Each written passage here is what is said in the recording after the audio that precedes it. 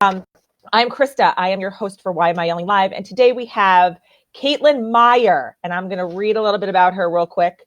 But I'm super excited to have her because she is the co-founder and CEO of Alike, and they are an organic children's clothing line. So we're going to talk about how she got into that and all of her background and her desire to make that into something sustainable and put it out there for the marketplace, right?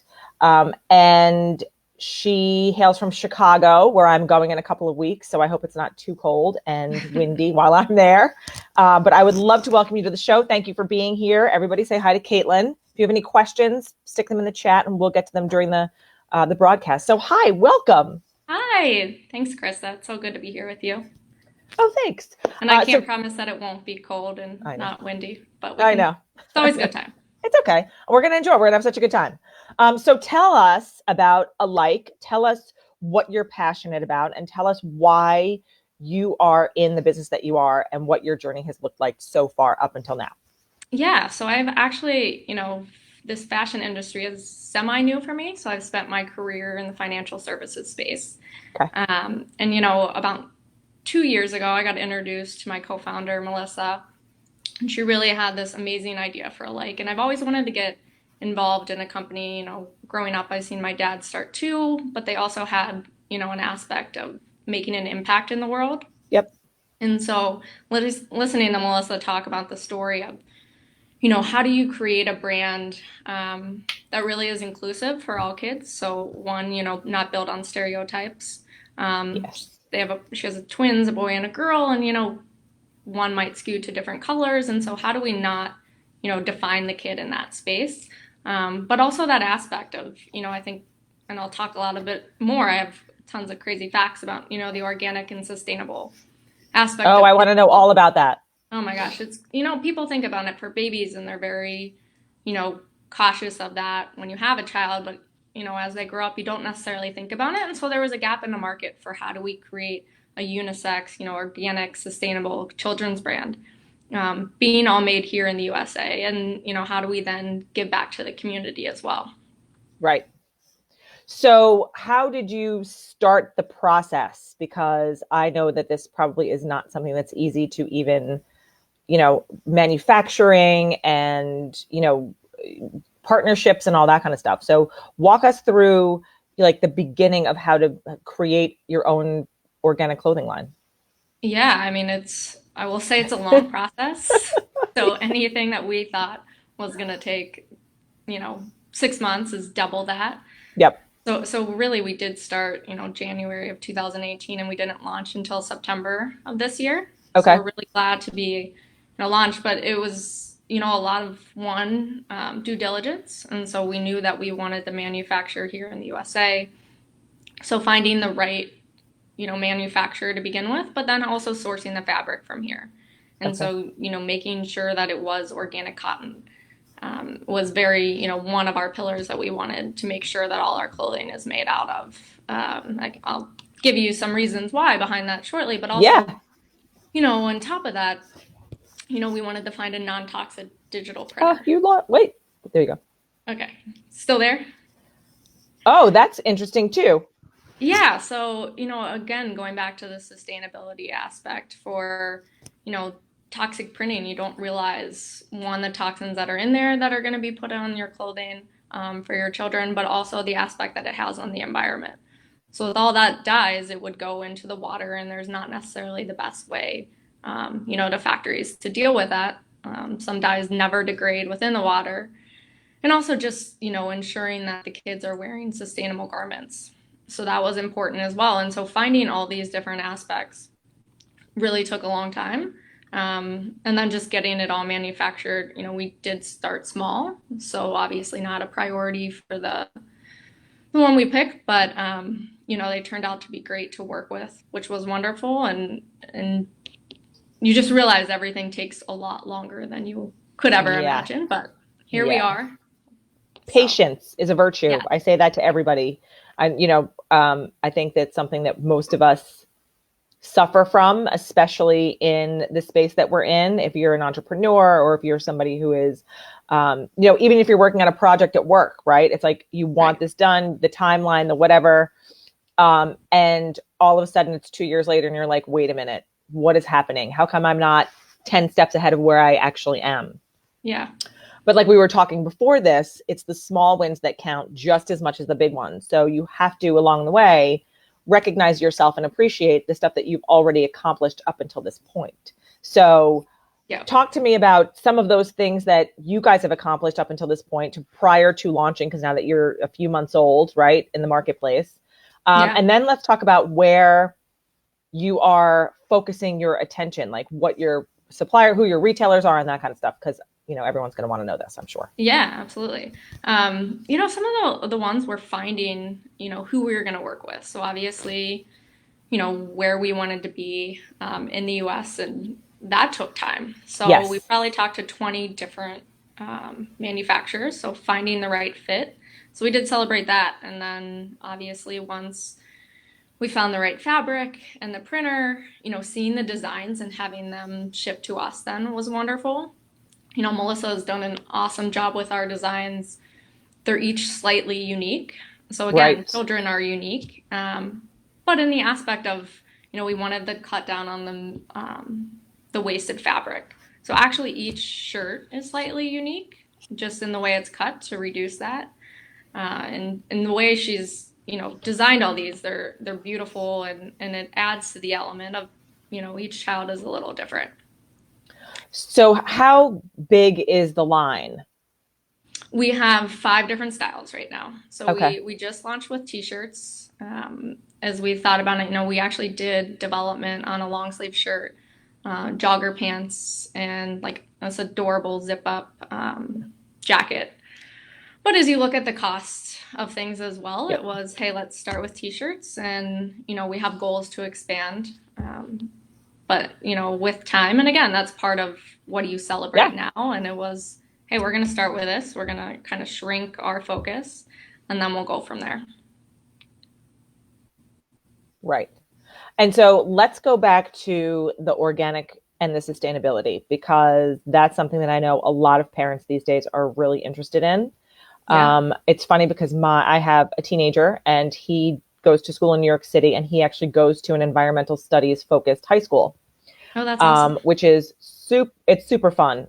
He just started, so he's not really in all the way yet, but I feel like I know more about his school than he does, because I follow like all the clubs and like the chickens that they have on the roof and all the great things. But we are more and more becoming aware of the importance of organic and sustainability and why it's important, and toxins and all that stuff. So tell us the reasoning behind that and why it's so important, and give us a little education.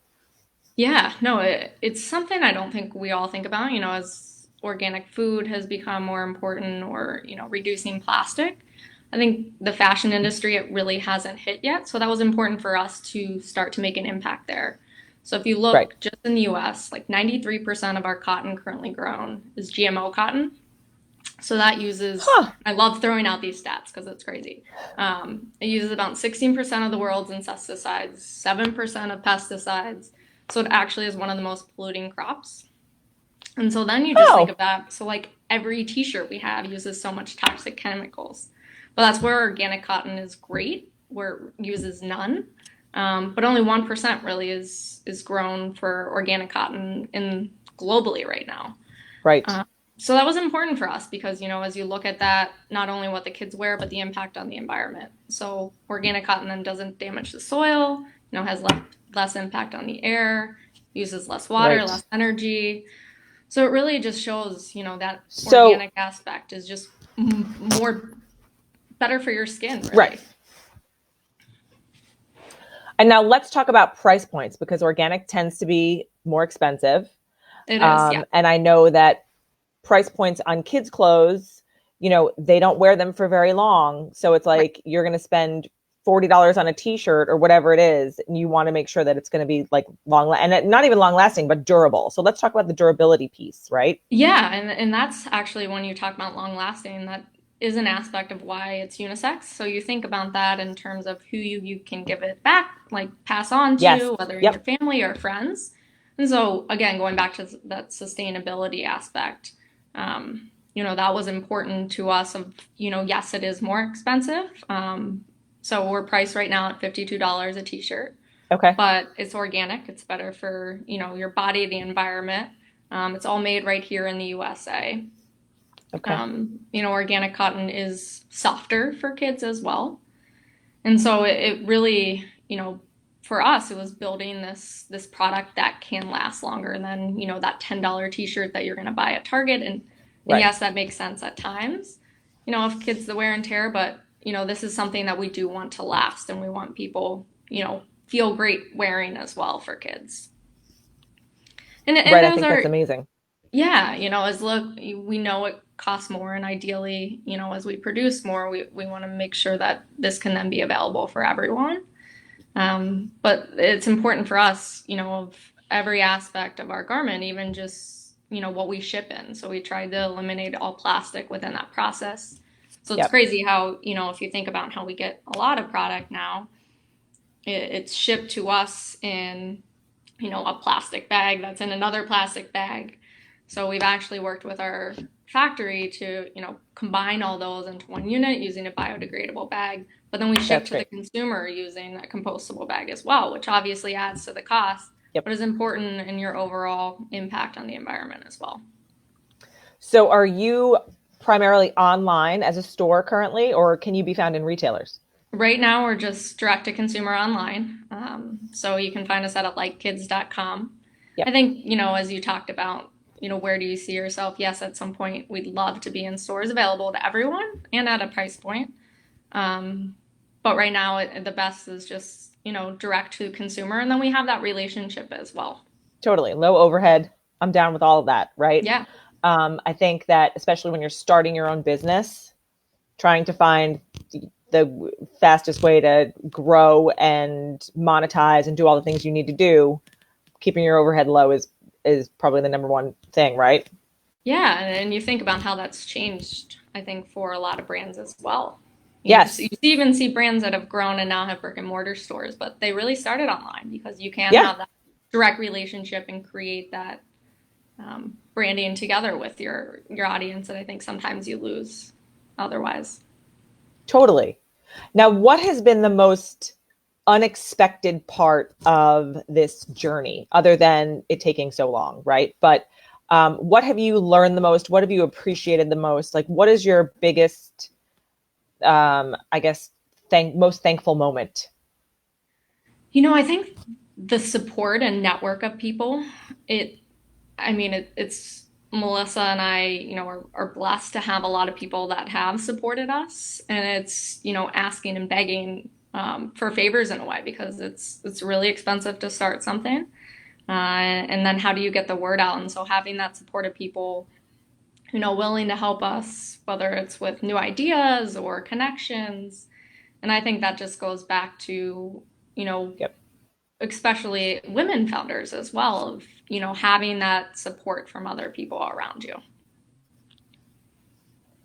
Totally. And I was just going to mention, so you guys, if you watched last week, I had another guest on here.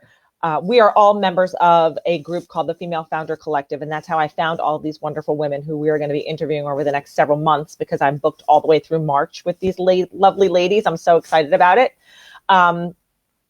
But like you said, I think support and networks and finding collectives like the Female Founder Collective, or even other women supported or entrepreneur, not even necessarily women, right?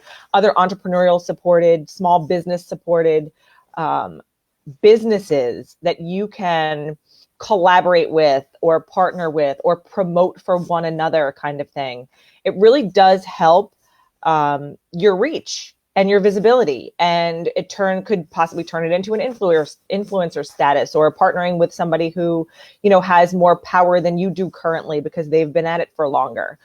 So I think there's a lot to learn from participating in this kind of network, and so I think it's a testament to wanting to connect, because I'm a huge proponent of human connection, and creating something that is actually good for the environment and our kids, and the long term of what's happening in our world. Sustainability is a huge thing and everyone's talking about it. And so if you can be on the front end of that, I think that's awesome, right?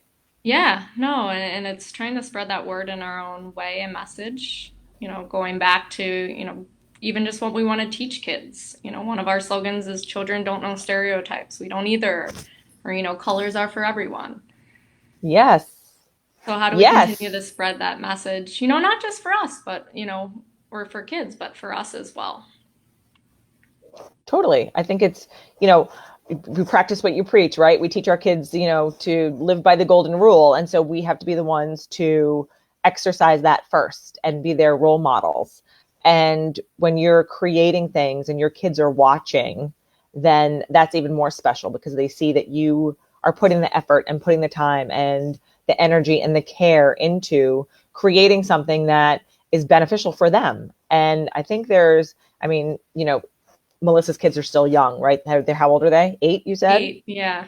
Yeah. So, they're not going to be like, oh, look what my mom's doing for me and for the world, right? Right. But at the same time, someday when they're helping you guys run this company in whatever, in 15 years, they're going to be like, oh my gosh, look what we've built together. And I think that is an exciting option or idea or vision for you to have, right? Yeah. Well, and kids are sponges. I mean, I have an 11-year-old niece, and my dad has started a company that's about, hiring people for a second chance. And she is at the office and That's she amazing. understands that. And so, the more that we can do to influence these kids by showing an action or talking about it, that's only going to be ingrained with them from the very beginning. Totally. And so I do have to put a plug in for our charity too, Yes, do it. because they are awesome. So we do donate a portion of our sales to Blessings in a Backpack. So I'll again, write this we down. we love the community give back aspect, but they're an awesome nonprofit. So as you think about Giving Tuesday, think about them, because I think going back to that, and I don't think we always think about things, but kids, some will go hungry on the weekends. So if you think about that during the school year, they have school or food during the day, but not necessarily when they go home. So this organization will send home Right. a backpack full of food with them on the weekends to ensure that I was one thing that, didn't really spark my mind until, I heard about them and wanted to get involved in what they're doing. I think that is a beautiful thing because yesterday, in fact, I'm very active in my kids' schools. So I have a teenager who goes to high school and I have a 7-year-old who is in elementary school. And that was by design. So I'm really active, especially in the elementary school, because my older son also went there. And I know all the teachers and the principals and all the people. And I've, sit in the PTA and I do all this stuff. Anyway, learnings, and I have had the opportunity to go to some of the New York City like principal summits and things like that. And when you learn about statistics like homeless children in your school system, there are currently, right now, I read this yesterday, a stat, 114,000 New York City kids are homeless that go to the public school system. Yeah. Now I think there's 1.8 million kids in our school system. So that's a ridiculous number. But at the same time, 114,000 children don't have a bed to sleep in at night. Right. And they go to our schools and they, hang out with our kids, and they're probably in our kids' classes. And it makes me so mad that that's actually a thing. So when there are organizations like Blessings in a Backpack, or even if you have like a PTA that is really active and wants you to, donate because other families can't, you should really consider these numbers. And you can probably look them up for where you live too, right? I mean, it's not just New York City where there's homeless kids. Right. It's everywhere. And there as are, well. Yeah. Yeah. Right. So I think, it all goes back to awareness. It's like we take for granted so easily how we can flick on a light and turn it off and get into our bed and get under the covers whenever we feel cold. And it can happen to anybody. You can be on top of the world one day and on the very bottom the next day. And it's not a judgment call against anybody. Like it can happen. And our kids are a side effect of that. They are, it's not, none of this is their fault. Right. So, I think these kinds of organizations are super important to get involved with and donate back to and work with, because our kids are the most important things that we have. Right. And their stat is like $130 can supply a kid for food every weekend of the school year. So That's think about it, Giving insane. Tuesday. Yeah, no, it's crazy. So, Yes, Giving Tuesday. I just posted that on the chat. So as we wind this down, Ms. Kaitlin, what are some things? I know that we just talked about paying it forward. So you do the blessings in a backpack. So mhm. what are you most thankful for on this journey? And like personally, like for you, like what has it taught you? And what is your one piece of advice for anybody who wants to start their own business? I'm thankful for a lot, actually, especially as you have Good. Thanksgiving coming up. I'm super thankful that I, was introduced to Melissa and, she had this idea to do this. Um, but, but also just, our patience and knowing that, we wanted to get this done, but you have to be willing to, understand that things might take a little longer. And even just as we've launched, how do we Yep. continue to grow and utilize that network? So, an aspect, your networks are very important. So I'm very thankful for the people that have helped us this far and Yes. those that continue to do so and put us in touch with people, which is super important. And then for anyone willing to do it, just do it. I mean, I think, again, going back to the network and having people, some people will tell you it's a terrible idea. But as long as you have the patience and the determination, I think especially, finding that what network to support you, you can do anything. I totally agree. Okay, that's it. That's what we've got from you today. This was so is there anything that we missed? Is there another stat you want to throw out? Like what else do we need to know before we sign off?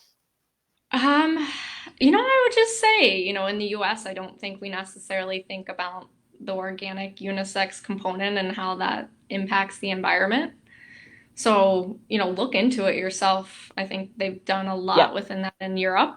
I don't know why we are always behind in the fashion sense, but no, just be more I feel like we're mindful. behind on a lot of things. Yeah, no, our latest blog post is about other brands that are trying to eliminate plastic.